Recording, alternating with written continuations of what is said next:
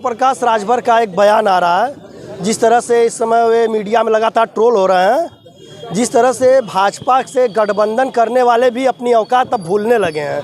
अभी मैं आपको बता दूं, जिस तरह से सड़क पर आज युवा प्रदर्शन कर रहे हैं अपने हक के लिए, नौकरी के लिए, तो ये कह रहे पीटे जाने योग्य हैं। महेंद्र राजभर जी, हमारे चैनल में आपका स्वागत है। बहुत बहुत धन्यवाद आपको भी। महेंद्र राजभर जी, एक ओम प्रकाश राजभर जी का एक बयान बहुत तेज़ी से वायरल हो रहा है, जिसमें एक पत्रकार के सवाल पूछने पर कह रहे हैं पीटे जाने लायक हैं। इस पर आप क्या कहना चाह रहे हैं? देखिए, पीटे जाने वाली बात जो है सबसे बड़ी पहली बात की निंदनीय है, शर्मनाक है। इस पे माननीय नेताजी ओम प्रकाश राजभर जी को माफ़ी मांगना चाहिए, क्योंकि जो वो वहाँ जो बैठे हैं कोई जाहिल गवार उनके कार्यकर्ता नहीं हैं। वो पढ़े लिखे यूनिवर्सिटी से बच्चे निकले हैं, बहुत तप तपस्या परिश्रम के बाद तो वहाँ तक पहुँचे होंगे। उनका मामला ज्वाइनिंग का है और ज्वाइनिंग सरकार नहीं दे रही, उसी के विरोध में बैठे हैं। 628 दिन आज हो गया। इनको ये शब्द जो किए हैं, इससे जानते हैं समाज की भी छीछालेदर हो रही है। प्लस जो वो कहते हैं कि हम दलित ओबीसी के लड़ाई लड़ते हैं, जबकि वहाँ जो बैठे हैं वो दलित ओबीसी ही हैं। तो इनकी सोच देखिए, इनके बेटे हमको लगता है कि परिश्रम से पढ़े नहीं हैं, वो ठेकेदारी पर उनकी जो डिग्री रही होगी, इसलिए एक पढ़े लिखे युवाओं के लिए ये जो शब्द कहे हैं कि वो लात खाने लायक हैं, तो बहुत ही निंदनीय, बहुत ही शर्मनाक है। इस वाणी को लेकर उनको उन बच्चों से जाकर वहाँ धरना स्थल पे जाकर उनसे माफ़ी मांगना चाहिए। तो अभी जिस तरह से बेतुका बयान दे रहे हैं और भारतीय जनता पार्टी में हर एक लोग संघर्ष कर रहे हैं और आप आरक्षण की लड़ाई लड़ रहे हैं, तो बताइए, जब उनको न्याय नहीं मिला है, इतनी बड़ी जब उनका समूह जब घबरा जा रहा है, कहीं ना कहीं लगातार महीनों से वे धरना प्रदर्शन कर रहे हैं, तो बताइए कि आप किस तरह से मजबूत होंगे और किस तरह से अपने समुदाय के लिए आरक्षण की लड़ाई लड़ेंगे? गांधी जी का नाम सुना है? जी, गांधी जी का नाम सुना है। गांधी जी ने जब आंदोलन किया था तो पहले अकेले निकले थे, और हम लोग भी आंदोलन जब शुरू किए ना 2020 में, 17 जून 2020 को हम लोग भी आंदोलन शुरू किए, तो सिंगल एक आदमी से हुआ है, आज हजारों लोग हो गए हैं। तो आंदोलन की बात नहीं, देखिए उनकी मांग जो है सरकार से शिक्षा की है, उनके कुछ लोगों की बातें हैं, 6800 लोगों का, और हमारा यहाँ पूरे पूर्वांचल के 2 करोड़ लोगों की मांग है। तो 2 करोड़ और 6800 में बड़ी अंतर है।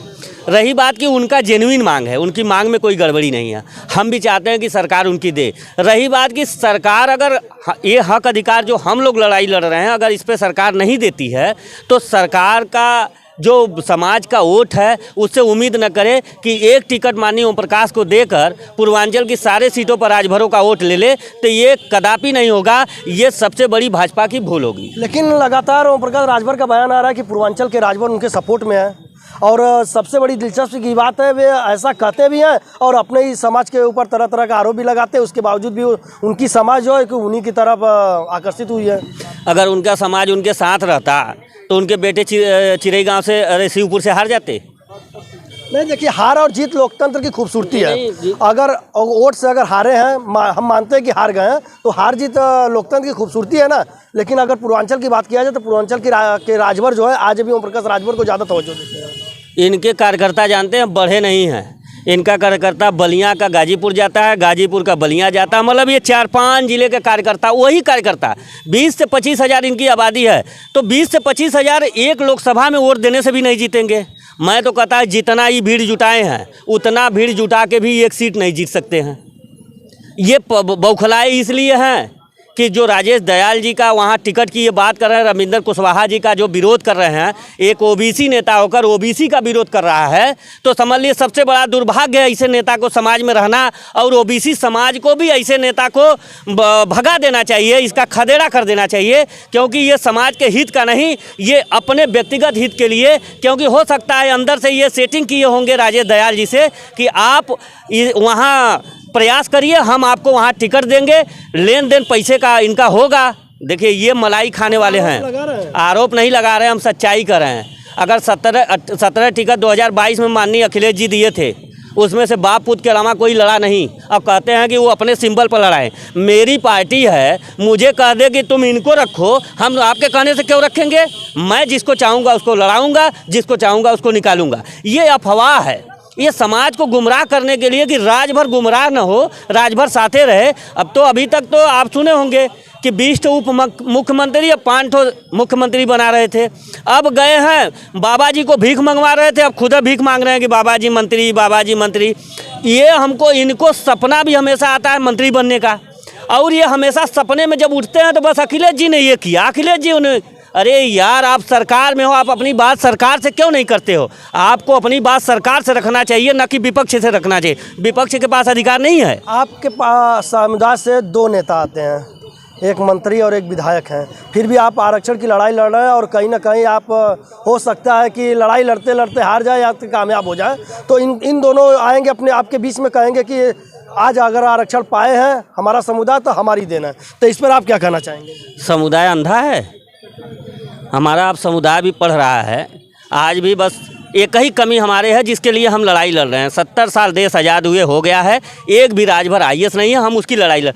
रही बात इनका जो ये कह रहे हैं कि हम दिलाए, ये पूरा समाज देखता है कि ये सब आरक्षण संबंधित एक शब्द नहीं बोलते हैं, ये एक शब्द आरक्षण पे नहीं बोलते हैं। तो एक शब्द नहीं बोलते हैं, आरक्षण की इनको जानकारी नहीं। पहले इनका बेटा ओम प्रकाश जी का बेटा मधुबन विधानसभा में 22 फरवरी को बोला था कि राजभर समाज को आरक्षण मिलेगा। जब तक राजभर समाज के आरक्षण का प्रस्ताव दिल्ली नहीं जाता है तब तक माननीय नेताजी शपथ नहीं लेंगे।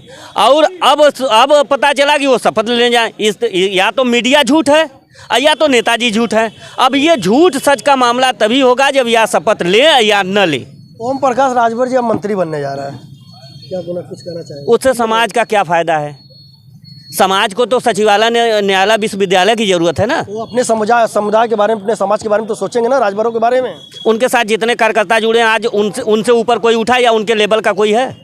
वो तो कोई नेता नहीं चाहता कि हमारे कार्यकर्ता हमसे ऊपर जाए। ऊपर न जाए तो लेवल में नेबर न रहे तो कम से कम मीडियम रहे। वो हवाई चप्पलें पहना रहे, जूते पाते आते। अभी भाजपा के एक नेता है, उनका एक बयान काफ़ी मतलब चर्चा में आया था, और कुछ लोगों ने कहा था कि चमड़ी जो है इनकी गर्मी शांत कर देंगे, तरह तरह के। क्या कुछ इस मामला था? उस नेता से पूछिएगा कि वो भी ठंडा होकर यहाँ आया था, यहाँ बनारस के लोगों ने उसको गर्मी पैदा किया।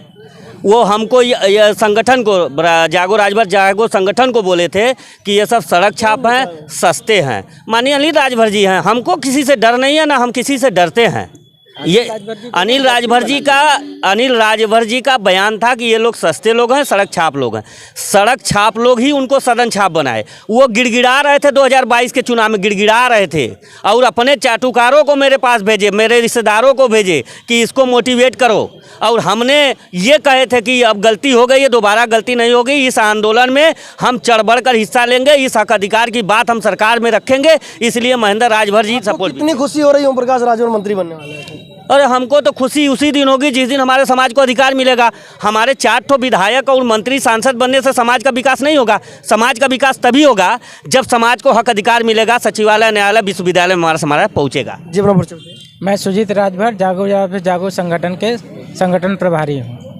तो ये बताइए कि आप जिस तरह से आज आरक्षण की लड़ाई लड़ रहे हैं महेंद्र राजभर जी, तो इसमें आप क्या योगदान रहेगा? जिस तरह से आप ही के समुदाय से, आप ही के समाज से निकला हुआ नेता आप लोग को पूछने तक नहीं आता, तो आप लोग की लड़ाई कितनी कठिन होगी? देखिए, हम लोग की लड़ाई सामाजिक है और उनकी लड़ाई व्यक्तिगत है।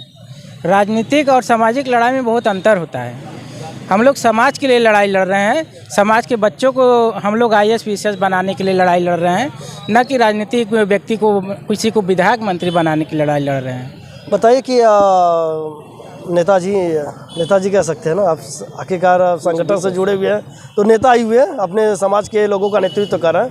राजनीति में आपको काफ़ी गहन जानकारी होगी, तो ये बताइए कि जिस तरह से 2024 का लोकसभा का चुनाव आ रहा है, तो उसमें आप लोग के समाज की कुछ मुख्य भूमिका होगी?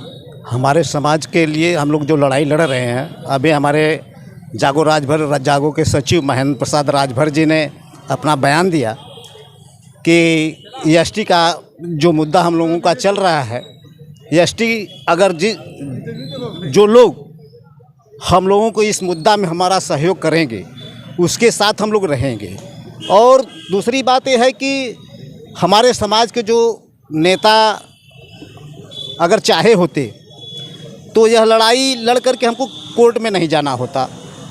तुरंत उनको बस यही कहना था कि माननीय मुख्यमंत्री जी अब जो है यह मेरा मुद्दा है, इसको जो है सदन में लिया करके विधानसभा और विधान परिषद में लिया करके पास करके आगे लोकसभा में भेज दीजिए। अगर यह कर दिए होते तो शायद हमको कोर्ट में नहीं जाना होता। आज आप लोग कोर्ट में चले गए। हम लोग कोर्ट में गए हैं तो इन्हीं लोगों की देन है। तो बताइए हम लोग ये हम इनको किस तरीके से चाहेंगे। जो हम अपने समाज के बारे में कुछ नहीं सोच रहा है, उसको समाज के बारे में जो है कि ज़रा भी चिंता उसको नहीं है, तो वह जो है कि उनके बारे में हमको क्यों चिंता रहेगी। ओम प्रकाश राजभर अपने बेबुनियाद बयानों को लेकर जाने जाते हैं, जिनका कोई तोड़ ही नहीं है। अगर वे आपके आकर संगठन की मदद करें तो आप क्या उनका मदद लेना चाहेंगे? देखिए, ऐसा है कि वो हमारे संगठन के साथ जुड़ जाएं, हमारे संगठन में मदद करें। ओम प्रकाश ही नहीं, चाहे जो उनके की तरह चाहे जो भी व्यक्ति हमारा सहयोग करेगा, मैं उनका साथ दूंगा। अभी एक आपके नेता है, गर्मी उतारने की बात करते थे, दोबारा आएगा तो कहेगा चर्बी उतार देंगे। ऐसा है कि उसके बारे में हमारे, क्योंकि जिस तरह से वो बयानबाजी करते हो कुछ भी बोल सकते हैं, शायद वे क्या बोल देते हैं उनको पता भी है नहीं। कि हमारे सचिव महोदय जो है महेंद्र प्रसाद राजभर जी ने उसके बारे में आपको बताए। और वो गर्मी उतारे, चर्बी उतारे, वो उनकी मैं समझता हूँ कि एक प्रकार से मूर्खता वाली भाषा ये है, मूर्ख भाषा। जैसे कि आप कहे कि वो उनका बयान मैं भी पढ़ा था तो उसमें सड़क छाप बोल दिए। मैंने ये सड़क छाप लोग हैं, सड़क छाप के बारे में हमसे आप पत्रकारों से बोले कि इन सड़क छाप के लोगों के बारे में हमसे मत कुछ बात करिएगा। तो जैसे कि हमारे सचिव महोदय ने बोल दिया कि यही सड़क छाप जो है सदन छाप बना दिए, तो ठीक है, एक बार बना दिए, दूसरी बार उनके बारे में सोचा जाएगा कि उनका क्या सोचा जाएगा। जी, अपना परिचय बताइए। हम परमेश्वर राजभर राजभर जागो के। आप लोग राजभर समुदाय से आते हैं। राजभर समुदाय में आज भी शिक्षा का अभाव है, तरह तरह से अभाव है, और कोई एक नेता उसमें से उभरता है और विधायक मंत्री बन जाता है और पूरे आपके समुदाय का नेतृत्व करने लगता है, और आपके समाज समझ नहीं पाती है।